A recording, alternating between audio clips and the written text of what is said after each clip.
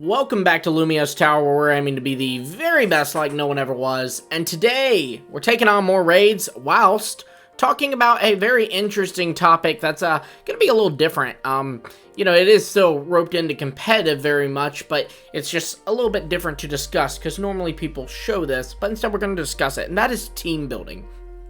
Specifically, today, we are going to be kind of talking about strategies for team building. This is something that I've had a lot of people reach out to me over, the short time, really, that I've been doing Lumio's Tower, and people just kind of asking me, hey, how do you build teams? Or, hey, do you have any advice on how to build teams and all that? So I wanted to go over my process, but I did want to clarify, and this is where you guys can really help out in the comments. But there's not really a wrong way to build teams. There's, that's not true. There are wrong ways, but there are not many wrong ways. Yeah, everybody has a different approach. I have what I feel is a very methodical approach, but, I've lost battles on this channel. Clearly my method is not foolproof, and many others have lost battles. So all that is to say that, yeah, there's no one right answer to build a team. So let me know in the comments down below what your approach to team building is. But I'll tell you mine. So usually what I do is I will start with a Pokemon I'm wanting to use or wanting to try, whatever it may be. I start with one Pokemon that I'm just really interested in. So let's say, for example, mascot of the channel, Dragonite. I want to build a team around Dragonite.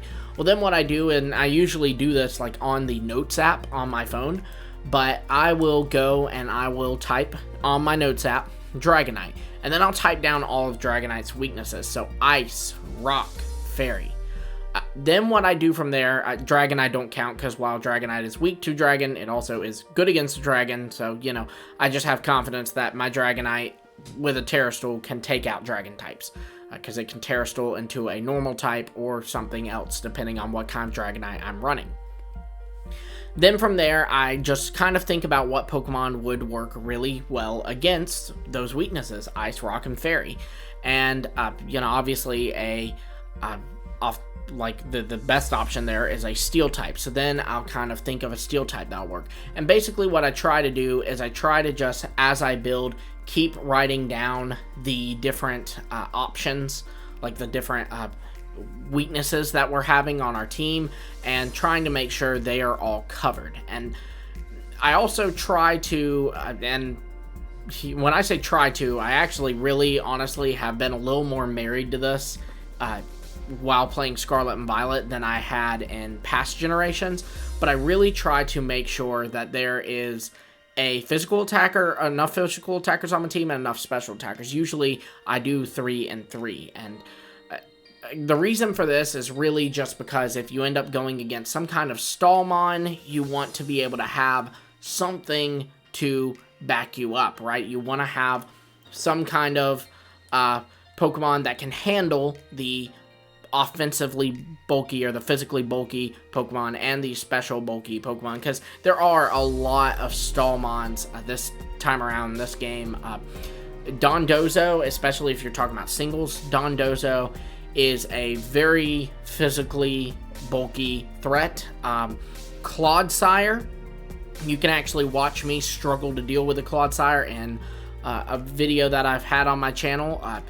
And it is a especially bulky threat. You can hit that thing with anything special, and it is likely going to live.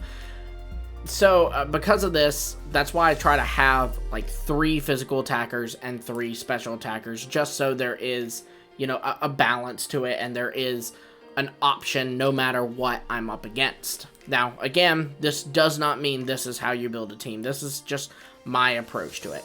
So usually what that means is, in the scenario where I'm using my Dragonite, I will usually go and look at my next Pokemon to be a special attacker, because Dragonite's a physical attacker. And I usually try to alternate, but obviously this isn't something you necessarily need to marry. This is just, one way you could handle this. You could just go about it in a way of making sure you're keeping track of it. Like making sure, okay, I've done Dragonite and then Corviknight. So that's 2 physical attackers. I only get 1 more. Be mindful of that. You know, that's kind of the approach that I have to it.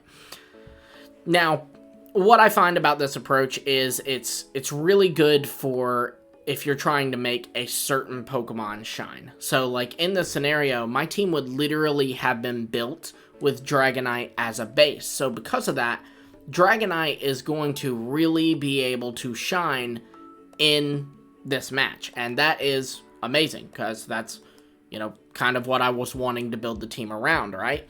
This is the same way that I've been able to build a lot of teams on in the games that we're currently playing, in the battles that I've done on this channel. That's pretty much how I've been able to do that, is I will start with a Pokemon that might be a little obscure. Like over the past few weeks, I've done, you know, a team around Orthworm, Bellabolt. I don't think it'll be out when this releases, but like I've done a team around Tinkaton, etc., etc. And it just really helps to make that one Pokemon shine, which obviously from a YouTuber perspective is really great, because you can market it as, you know, you can market the thumbnail as being about that Pokemon, but it's also really great because you are setting up that Pokemon to be able to shine in the best way possible, like in the maximum capacity that Pokemon can shine. So I feel like it really highlights the strengths and weaknesses of a Pokemon, which I think as you're doing battles, that's very important, because it allows you to pick up on things. Like I know now from building a team around Bellabolt, Bellabolt actually isn't a bad Stallmon. You know, it doesn't have many weaknesses. It, you know, it only has the one weakness.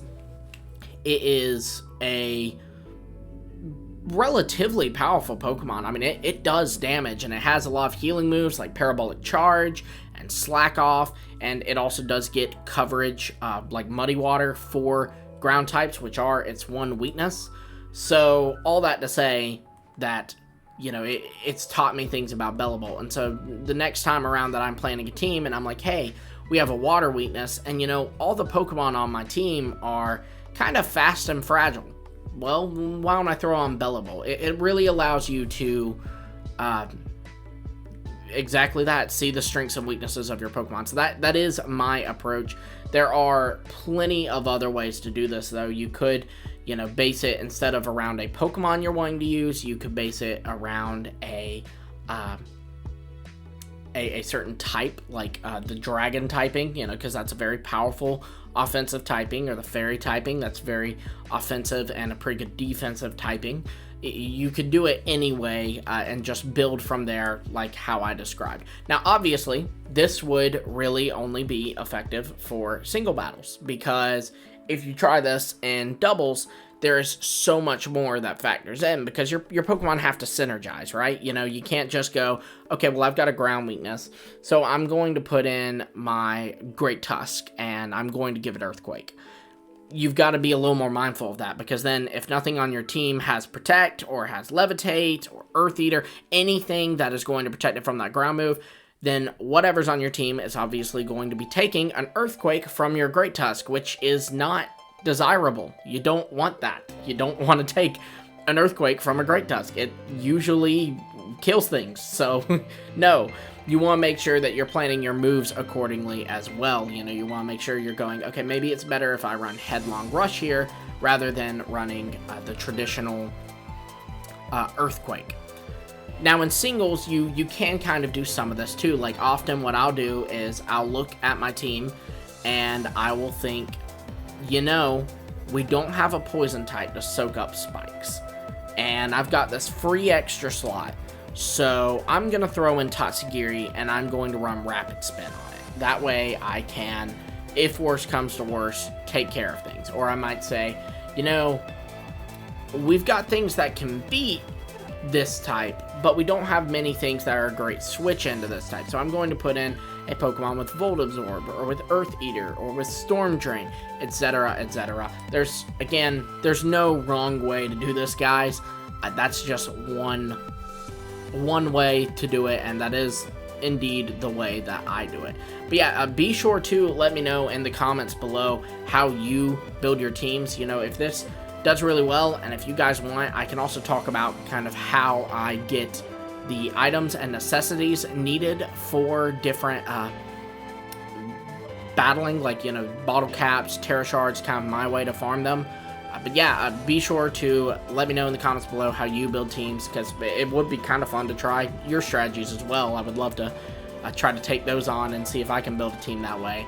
Again, there's no wrong reasons. I hope this video is helpful. I know it's a little bit more clunky than our normal discussions, but I do think it has some merit in just illustrating a very simple way, but effective, in my opinion, way to build teams. Be sure to like, subscribe, and hit the bell for notifications so you don't miss our future discussion videos, as well as the battles we do on this channel. And until next time, keep on climbing to the top.